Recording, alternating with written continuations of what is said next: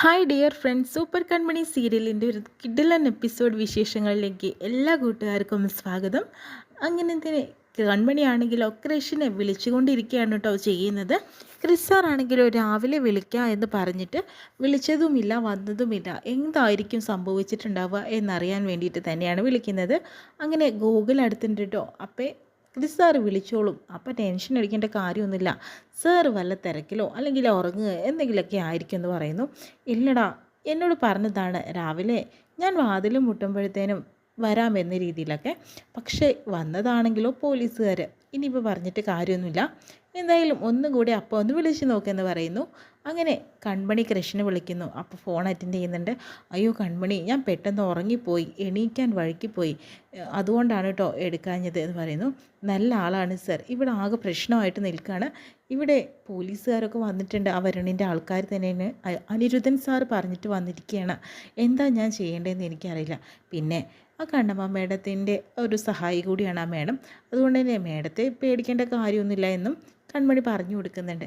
എന്തായാലും ഞാനിപ്പോൾ വരാം കൺമണി എന്ന് പറഞ്ഞിട്ട് കൃഷി കൺമണിയുടെ അടുത്തേക്ക് വരാനായിട്ട് ഒരുങ്ങുന്നുണ്ട്. സമയം തന്നെയാണ് മാനസ പനി അഭിനയിച്ച് കിടക്കുകയല്ലേ, അത് കാരണം തന്നെ കൃഷിൻ്റെ അടുത്തേക്ക് വരികയാണ്. ആൻറ്റിയമ്മ, എടാ അവൾക്ക് നല്ല പനിയാണ്, നീ ഒന്ന് ചെന്ന് നോക്കിയേ, ഞാനും ഹേമയും തമ്മിൽ ഒരു അമ്പലത്തിലേക്ക് ഒന്ന് പോയിട്ട് വരാം, നീ അവളെ നോക്ക്, പെട്ടെന്ന് പനി കുറയും എന്ന് പറയുന്നു. അതിന് ആൻറ്റിയമ്മ ഉന്തി തള്ളി തന്നെ കൃഷിനെ മാനസയുടെ റൂമിലേക്ക് കൊണ്ടുവരുന്നു കേട്ടോ. അതിനുശേഷം തന്നെ പുതച്ച് മൂടി കിടക്കുകയാണ് മാനസ. നിൻ്റെ ആൾ വന്നിരിക്കുന്നു, ഇനി നിങ്ങളായി നിങ്ങളുടെ പാടായി, കട്ടറും പാവം ഞാനില്ല. എന്തായാലും അവൾക്ക് പനിയാടാ, അതൊന്ന് ചികിത്സിക്ക്, നീ അടുത്തിരുന്നാൽ അവളുടെ പനി കുറയും, ഞങ്ങൾ പോയിട്ട് വരട്ടെ എന്ന് പറഞ്ഞിട്ട് ആൻറ്റിയമ്മ രക്ഷപ്പെടുന്നു. അതിനുശേഷം തന്നെ കൃഷ്ണനോട് പറയുന്നുണ്ട്, എൻ്റെ അടുത്തൊന്ന് വന്നിരിക്കൂ കൃഷ്, എനിക്ക് തീരെ വയ്യ എന്ന് പറയുന്നു.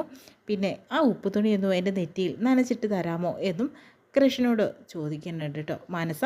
അതിനുശേഷം തന്നെ അത് ചെയ്തു കൊടുക്കുന്നുണ്ട്. കൃഷ് പനിയല്ലേ. അതിനുശേഷം തന്നെ വീണ്ടും ചോദിക്കുകയാണ്, എനിക്ക് നല്ല തണുപ്പുണ്ട് കൃഷ്, നിനക്കുണ്ടോ? എനിക്കൊന്നും ഇല്ലയെന്ന് പറയുന്നു. പനിച്ചിട്ടായിരിക്കും, എന്നാലും എന്നെ ഒന്ന് ചേർത്ത് പിടിച്ചിരിക്കാൻ സാധിക്കുമോ നിനക്ക് എന്ന് പറഞ്ഞിട്ട് അങ്ങനെ ചേർത്ത് പിടിച്ചിരിക്കാട്ടോ ചെയ്യുന്നത്. അതിനുശേഷം തന്നെ എനിക്ക് ഒരുപാട് സന്തോഷമുണ്ട്. ഏത് ഹോസ്പിറ്റലിൽ പോയാലും ഈ ഒരു കെയറിങ് എനിക്ക് കിട്ടില്ലല്ലോ, അത് നിൻ്റെ അടുത്ത് വന്നാലല്ലേ കിട്ടുള്ളൂ, അത്രമേൽ ഞാൻ നിന്നെ സ്നേഹിക്കുന്നുണ്ട് കൃഷ് എന്ന് പറഞ്ഞിട്ട് കൃഷിനെ മുട്ടിയൊരുമി തന്നെയാണ് മാനസ ഇരിക്കുന്നത് കേട്ടോ.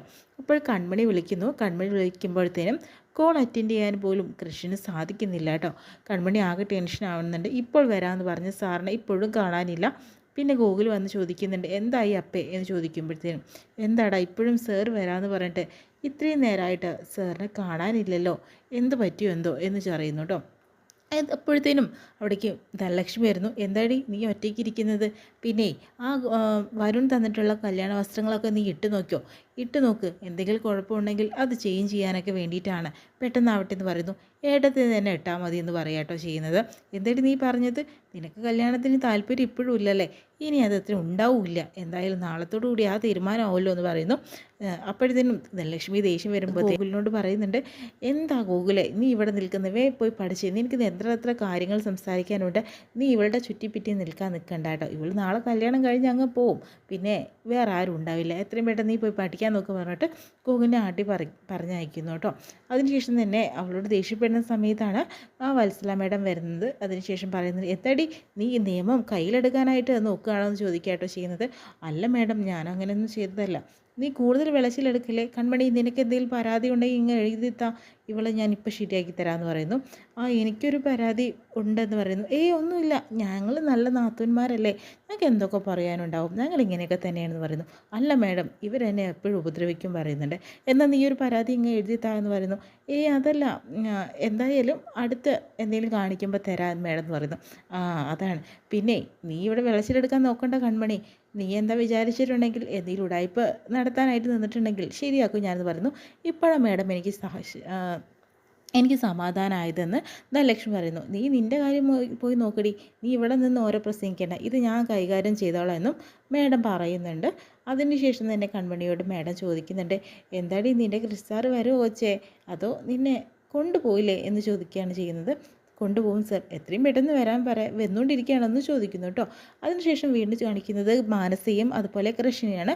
മാനസയെ കെട്ടിപ്പിടിച്ചുകൊണ്ട് നടക്കേണ്ട അവസ്ഥ വരെയാണ് കൃഷ്ണൻ വന്നുകൊണ്ടിരിക്കുന്നത്. മാനസ വിടുന്നില്ല, അങ്ങനെ കൊണ്ട് നടക്കുന്നു.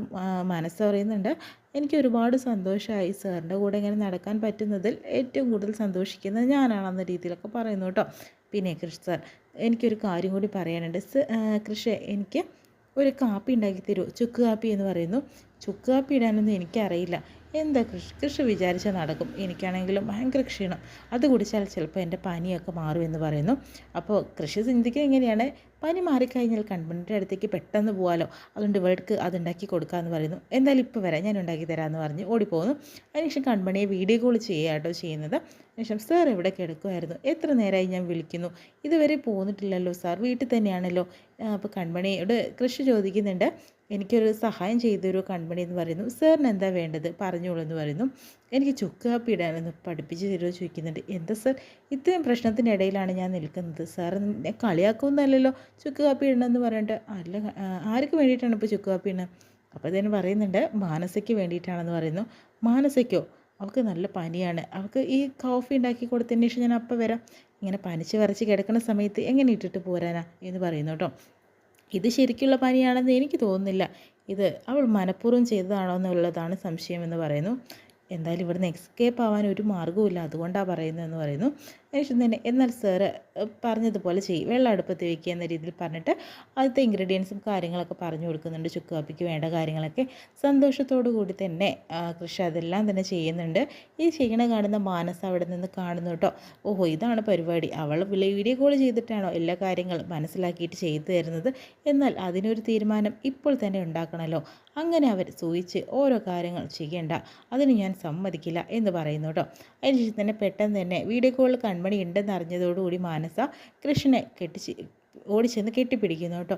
എന്താ കൃഷ്, എനിക്ക് ചുക്ക് കാപ്പിയൊന്നും വേണ്ട കൃഷ്, നീ എൻ്റെ അടുത്തിരുന്നാൽ മതി, എൻ്റെ അടുത്ത് നേരത്തെ ഇരുന്നില്ലേ എന്നെ കെട്ടിപ്പിടിച്ച്, അതുപോലെ ഇരുന്നാൽ മതി എന്നൊക്കെ പറയുമ്പോൾ കൺമണി ആകെ ഒരുമാതിരി ആവുന്നുണ്ട് കേട്ടോ. എന്നിട്ട് കൃഷ്ണനെ ഉമ്മയൊക്കെ വെക്കുന്നുണ്ട് മാനസ. ഇത് കാണുന്ന കൺമണിക്ക് ആകെ വിഷമാവുന്നുണ്ട് കേട്ടോ. പക്ഷേ കൃഷാണെങ്കിലോ കൈവിടാൻ പറയുന്നുണ്ട്, പക്ഷേ മാനസയാണെങ്കിലോ പിടിവിടുന്നില്ല, അങ്ങനെ മുറുക്കി പിടിച്ചുകൊണ്ടേ നിൽക്കുകയാണോ ചെയ്യുന്നത്. എന്നിട്ട് പറയുന്നുണ്ട്, മാനസ എന്തായി കാണിക്കുന്നത്, നീ ഇങ്ങനെ ചെയ്യാൻ പാടില്ല. എൻ്റെ കൃഷി, നീ എൻ്റെ അടുത്തുണ്ടെങ്കിൽ എന്താ എനിക്കൊരു കുഴപ്പമില്ല, നീ എൻ്റെ കൂടെ തന്നെ ഇരുന്നാൽ മതിയേ, ഇത്രയും നേരം നമ്മൾ ഒരുമിച്ചായിരുന്നല്ലോ കെട്ടിപ്പിടിച്ചിട്ട്, അതുപോലെ ഇനിയും ഇരുന്നിട്ടുണ്ടെങ്കിൽ എൻ്റെ വിഷമങ്ങളെല്ലാം മാറും. അല്ലാതെ ഈ കോഫി കുടിച്ചാലോ ഒന്നും തന്നെ എൻ്റെ ഒരു പ്രശ്നങ്ങളും മാറാനായിട്ട് പോകുന്നില്ല. നീ എൻ്റെ കൂടെ തന്നെ മതി, അതാണ് എനിക്ക് ഏറ്റവും വലിയ ഇഷ്ടം, നിന്നെ വിട്ട് ഞാൻ എങ്ങോട്ട് പോലും ഇങ്ങനെ തന്നെ നിൽക്കും എന്ന രീതിയിലൊക്കെ മനസ്സ കൺമണിയെ കാണിക്കാനായിട്ട് ഓരോ കാര്യങ്ങൾ ചെയ്ത് കൂട്ടുന്നുണ്ട് കേട്ടോ അവിടെ. പക്ഷേ കൺമണിക്ക് ആകെ ടെൻഷനും വിഷമവും ഒക്കെ ആവുന്നുണ്ട്. കാരണം കൺമണി വല്ലാത്തൊരു മാനസികാവസ്ഥയിലൂടെയാണ് ഇപ്പോൾ കടന്നു പോകുന്നത്. ആ സമയം തന്നെ ഇവരിങ്ങനെയും കൂടി ചെയ്താൽ എന്ത് ചെയ്യും? അതിനുശേഷം തന്നെ പിടിവിടാൻ പറഞ്ഞ് ഉന്തി തള്ളി വിടുന്നു കേട്ടോ മനസ്സയെ. മനസ്സ് അപ്പോൾ സന്തോഷം കൊണ്ട് പിന്നെ വേഗം പോകുന്നു, കാരണം അവർ വിചാരിച്ച കാര്യം നടന്നു. അതിനുശേഷം തന്നെ കൺമണിയും ഫോൺ കട്ട് ചെയ്ത് പോവുകയാണ് ചെയ്യുന്നത്. ഇതൊക്കെ കണ്ട് ആർക്കും സഹിക്കാൻ സാധിക്കുക. അതുകൊണ്ട് ഭയങ്കര വിഷമാവുന്നുണ്ട്. ഇത്രയും കാണിച്ചുകൊണ്ടാണ് ഇന്നത്തെ എപ്പിസോഡ് വിശേഷം കഴിയുന്നത്. നല്ലൊരു പ്രമോ ആയിട്ട് നമുക്ക് വീണ്ടും കാണാം.